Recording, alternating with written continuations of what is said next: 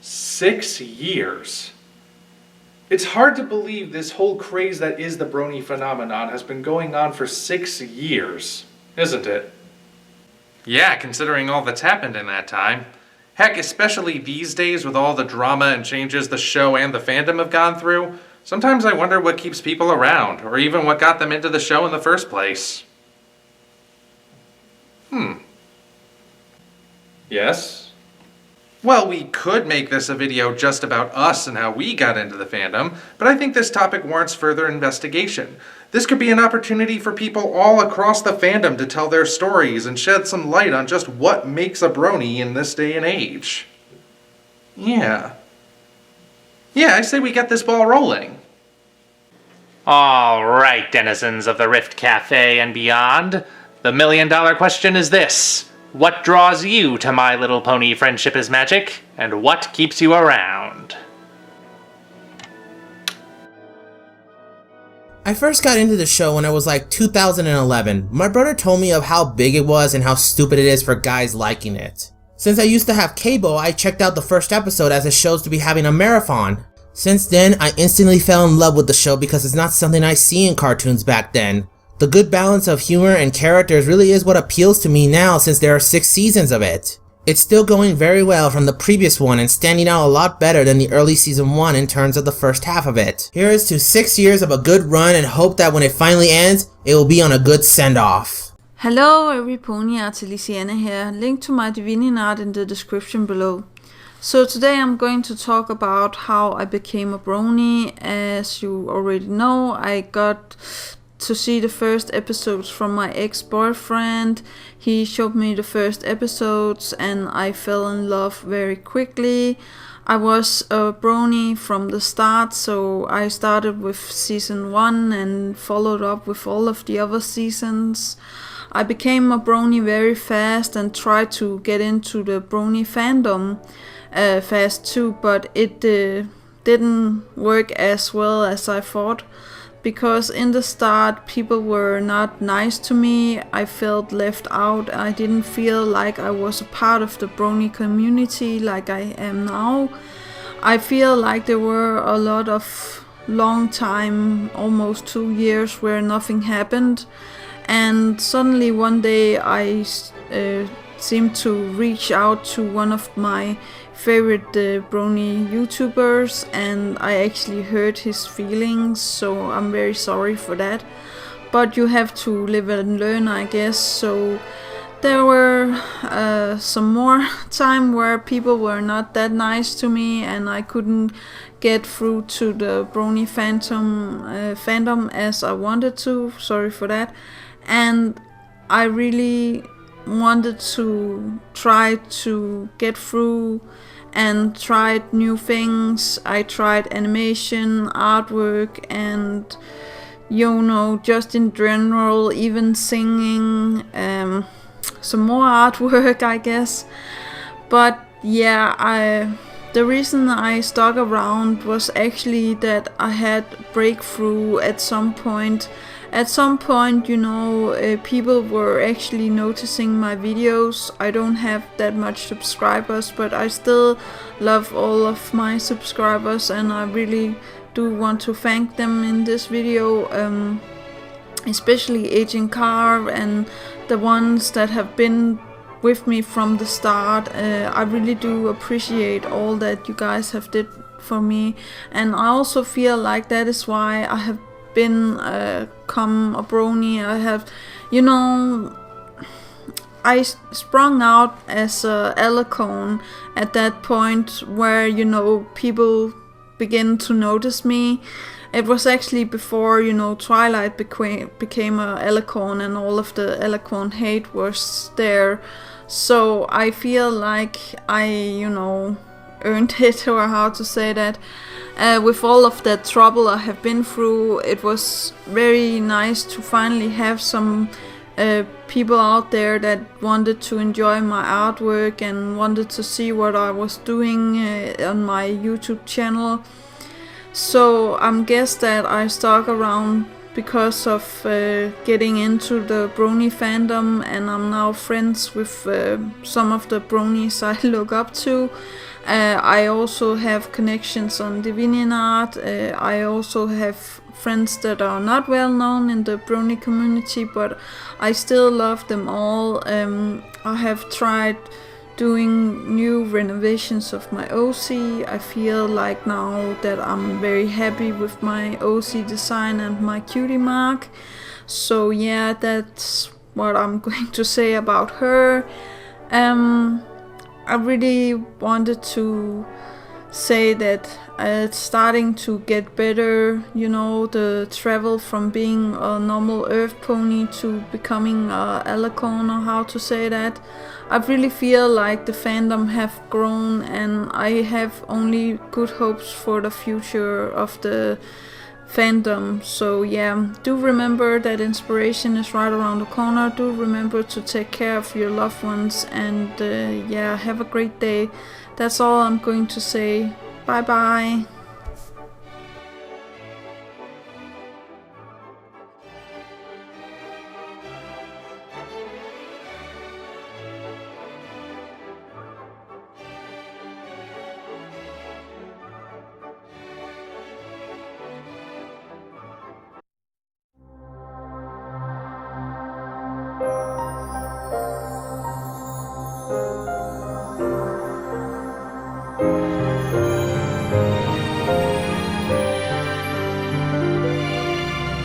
Now the hour has come at last, the soft and fading light is crossed the west horizon and has bidden us good night. And what a lovely night it is to walk a moonlit field, to see the softer shades that are my starlight now revealed.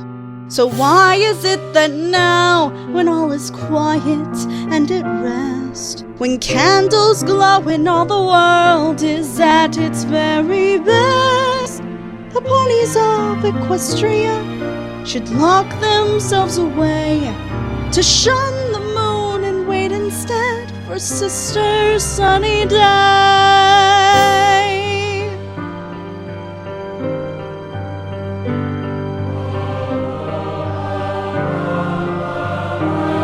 Am I so wrong to wish that they would say things like I do?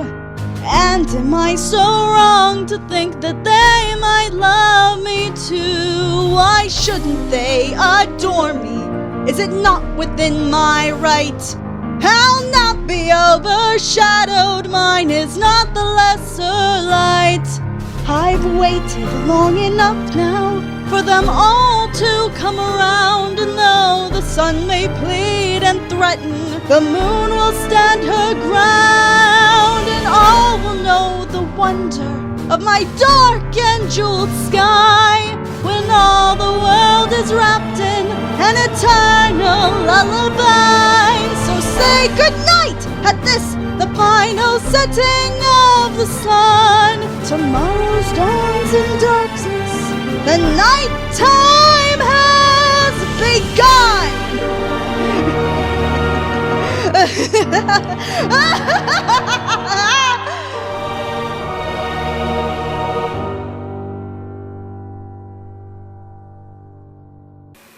It was the summer of 2014 when I was watching Sonic the Hedgehog on YouTube, and out of the corner of my eye I saw this pony with Sonic the Hedgehog, and I thought, this is interesting, so I clicked it, and I found that the characters of My Little Pony were interacting with the characters of Sonic the Hedgehog, and it made me think, well, what the heck is this? And I completely forgot about it, and then about a month later, I saw a Screw Attack battle, a death battle between Rainbow Dash and a Decepticon.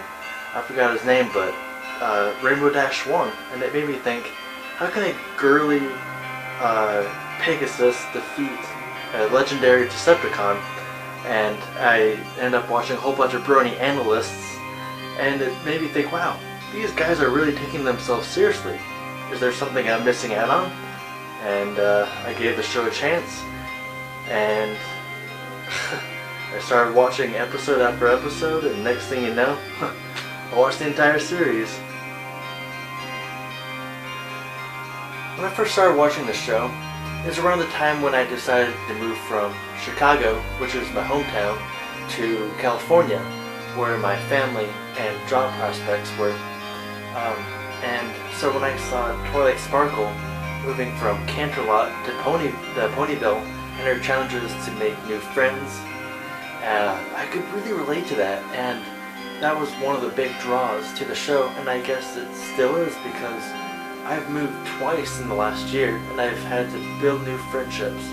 And I keep on watching the show because I really don't know why. When I first watched the series, I asked, why the heck am I watching this? So I watched the entire series again, and I still couldn't figure it out. And I thought, hey, if I analyze it, and I could figure something out. And to this day, I still haven't. I still don't know why. I absolutely adore this show. However, the closest thing I can come up with is that it makes me feel like an intelligent adult and yet a child at heart, so it can appeal to both sides of it. But beyond that, I don't know why, and frankly, I don't want to.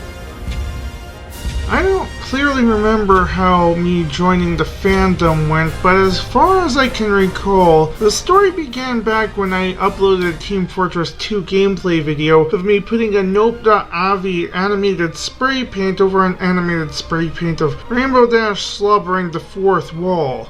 The video was met with a surprisingly large amount of dislikes, so I removed it. I honestly didn't expect such a reaction. At some point I met Burn Victim on Steam and added him to my friends list. We never really talk or play much though. And he had an icon of Pinkie Pie as a TF2 Pyro. Somewhere between or after these events I learned of the Brony fandom. Sometime later in 2011, I purchased Scary's Mod and started making pictures, comics, and videos using TF2 and MLP models and later other models, and posted them on DeviantArt and YouTube. My earliest videos, however, were so bad that I ultimately deleted them for forever. As for why I've stuck around, that's not really an easy question to answer. Being the sort of autistic person who's not very big on keeping interests for long periods of time, it's actually quite unusual I've been able to dedicate myself to this fan base for so long. I don't make content as often as I used to, so maybe it's just that I've never gotten a chance to fully burn out. Or maybe it's just that the show has been going for so long. Usually when I lose interest in something, it's a result of me not being able to keep up or a lack of further media for me to consume. I'll definitely keep doing my reviews and gameplay videos for the foreseeable future, with the occasional random skit or Miku Miku dance musical number animation thing whenever I get an idea for one though. When I first heard about the news that there was a fan base surrounding one of the reincarnations of My Little Pony, I honestly had a very neutral reaction to it. I didn't really get into the show myself. I was just very curious that there was a fan base for My Little Pony. I remember somebody that I was going to school with at the time who was wearing these pony t-shirts with the word Brony on it, and they even got a pony kind of represented cake for their birthday when we were celebrating it in class. A couple of times in the years that the show was first starting out, I would see videos about it, I would see people talking about it, I would see it being referenced in YouTube comments. I even remember there was this one commenter who said that Doug Walker should go on a date with Applejack because he likes women that actually work and do shit. With more time and progression, the reputation of the show and its fandom just kept getting bigger, and it got to the point that I ended up becoming curious. I wanted to know what the buzz was about this show. So one Friday night, it was in April 2013, after I got my pizza, I sat down with the food, and I looked for the first episode of the series online. I watched it and I immediately got sucked into it. There was so much to like about it. The characters were actually very nice, and it had an innocent sense of humor. The animation for Flash animation was actually pretty good. From that point on, I just wanted to marathon the entire series up to the end of Season 3, and it was such a long and complicated and bumpy road. And by the end of it all, I just thought that this was one of the better TV shows that's currently on television, or at least has been made popular by the internet. Then I got into the fan content by these bronies. There was fan art, fan music, fan videos. There were people who were making these fun reviews of episodes of the show. They made fan fictions that were just as popular as the actual show. There were even articles about the show on other websites. There were discussions and forums. I was thinking to myself, this is like an entire subculture on the internet, and I'm thinking to myself, what could I possibly do to just fit in and have fun with this fandom as much as it's having fun with the show? And through the Brony analysis community, I learned that simply talking about what you like about the show, just talking about it, is a really great way to express your feelings towards it. So I started up a YouTube account, I started making episode reviews of the show, and you pretty much know the rest. And that's how I became a fan of MLP. What first drew me to My Little Pony, and why did I stick around? Well, my brother was really the one who got me into it. He went on this website where he would talk with other bronies, and he would often watch the episodes. I used to actually laugh, asking him if he would recite their names just so I could be entertained with my brother, knowing all of these girly pony names like Pinkie Pie and Princess Celestia. But then it just kind of grew on me. He made it look really fun and entertaining, and before I knew it, I was secretly into the show. Then, after a while, I started asking him if we could watch new episodes together. That was around the time that Season 2 began. I still have really good memories of just sitting down and watching Season 1 episodes that I hadn't seen yet. I watched almost all of Season 1 out of order. I was still very embarrassed about it, though. I mean, goodness, My Little Pony, Friendship is Magic. It was just so girly and so ridiculous. At least, to someone who doesn't know any better. But then what happened was my ultimate favorite pony, Derpy Hooves, finally spoke in the last roundup and was called Derpy. When I heard those two things, I immediately flipped out and I had to share my excitement with everyone else. That's when I went full-fledged into the fandom, and it was that last thing that finally broke me and made me stop caring about who knew whether I was part of the Brony fandom or who didn't. Anyway, the reason I've stuck around is simple. I still like the show for what it is. Personally, I am in the crowd that believes the show isn't what it used to be, and not necessarily in a good way, and I know the fandom has seemed to grow a little bit more corrupt as well, but somehow I'm still a little addicted to these little pastel horses. Long story short, this is what I say. I'm riding this pony train until it crashes, then burns, then turns to dust, then blows away in the wind. What can I say? Things may get seriously ridiculous now and again, but I can't help but wonder what's going to happen to our pony friends, and I can't help but love to release pony-related content. What drew me to My Little Pony? Well, I was still in the Navy when MLP came about, and Rainbow Dash was a common meme in my little clique of friends. However, I never watched an episode until Season 2. By then, I was mostly on my own, and at the time, it was a solid cartoon and a good time waster for the often copious amounts of free time I had on hand. What causes me to stick around, though, is my older brother. You see, he's autistic and one of the biggest bronies you will ever meet. Seriously, the MLP theme song is a daily occurrence in my home, as it echoes from his iPad or TV. His dedication and interest in the show is why I stick around. It's one of the few things I have that he and I can bond over, as our interests don't intersect too often. Heck, I do these reviews for him. He loves the MLP analysis scene very much. More often than not, I consult him for opinions and thoughts on specific episodes. Since my brother is practically incapable of hating anything but, well, cheese, he becomes a good foundation to keep your critiques grounded with. I think it's incredibly important to remember that while you may not like a particular episode, someone out there will probably enjoy it, if not love it. So, as long as my brother continues to love and adore MLP. I will be here. And for the foreseeable future, I, as always, am the Jester Pony Phoolery. Tatty bye, foals and fillies. What got me into My Little Pony is actually pretty well documented, since it's because I wanted to start doing reviews on it. I thought it might be fun as an aspiring critic to see what a total outsider thought of this really strange, controversial phenomenon that didn't have much of a middle ground. And I had nothing but bad memories of My Little Pony, but I was very familiar with how animated shows were starting to push boundaries, so I was ready to consider that the same might have happened here. But what made me stay is kind of the $64 million question. It wasn't this instant bomb the second I started watching it like, oh, this is one of the greatest shows I've ever seen. But it also wasn't because it got better over time, really, or anything. Because the earlier episodes are still pretty much my favorites. It just kinda never lost me.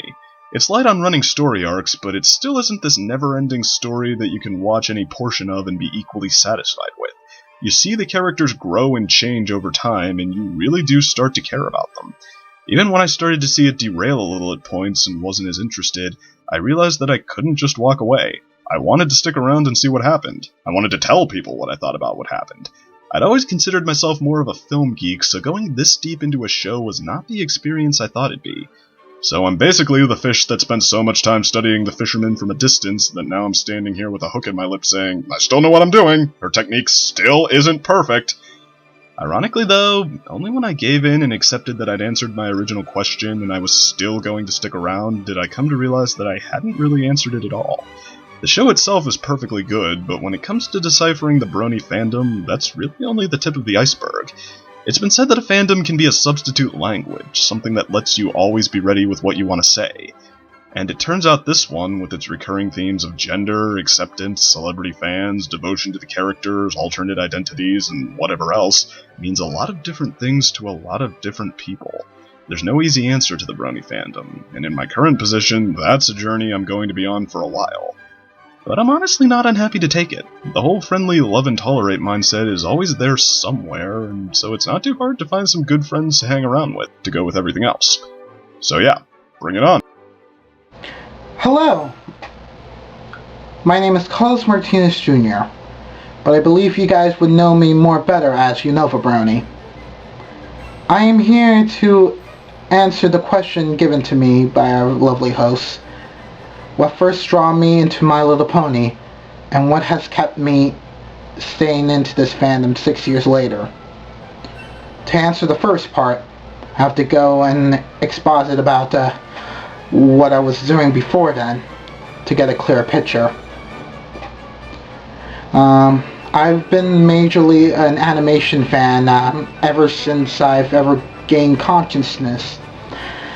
I was always a little kid that really enjoyed watching cartoons of all types, including preschool cartoons.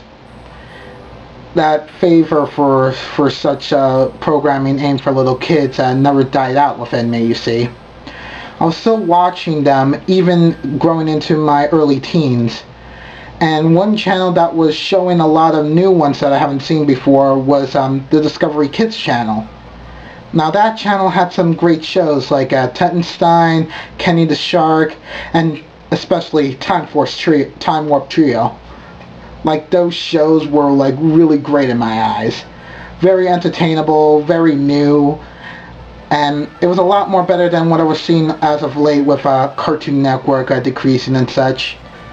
But then I heard the news about the channel renovating, changing its identity, as it were, and I was quite curious.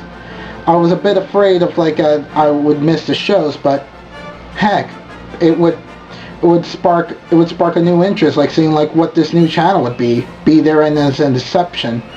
So I did. On October 10th, 2010, that was when I first saw the first episode of My Little Pony, Friendship is Magic. Now at the time, I did not know how much that show would be a huge phenomenon for me and many others. It was quite enjoyable the first time I watched it, but then it was around that time I was growing less interested with television and moving my interests forward to the internet. And so I would not see any My Little Pony stuff until 1.5 years later, upon which season 2 was running its course, with the latter half before Hurricane Fluttershy. That was when I first caught wind of like the My Little Pony craze, with a documentary made by an aspiring documentarian by the name of Saberspark. That documentary was the thing that got me into the Brony fandom. The name of the documentary was Ballad of the Brony. It was a fantastic hour-long work that really hooked into me the sense of the goodness of the Brony fandom. What really made it very inclusive and very inviting to me when I was feeling like very lonely here at home with my father. And so that's when I decided to jump into the Brony fandom, and I caught wind of BronyCon and such, and basically without that I would have basically never would have discovered online communications via Skype and such. And now the question you all been wondering is, what has me staying into this Brony fandom for so long? The answer to that is simple. It was the thing that got me into the fandom in the first place. The people themselves. They really helped me when I was all by myself here. I'm now living all alone, not by choice, but by taking care of my father's place while my father's away being hospitalized and such. And well, if it wasn't for the great people that I talk to on a daily basis on Skype, I would have felt so alone. You would have no idea. No one would have known, and I would have practically wanted to like stay over like my college all the time to probably like an unhealthy degree, like without like being able to like live in campus. So without you bronies, I wouldn't be able to have the strength to take care of my own house and feel as comfortable as I do now communicating with you all.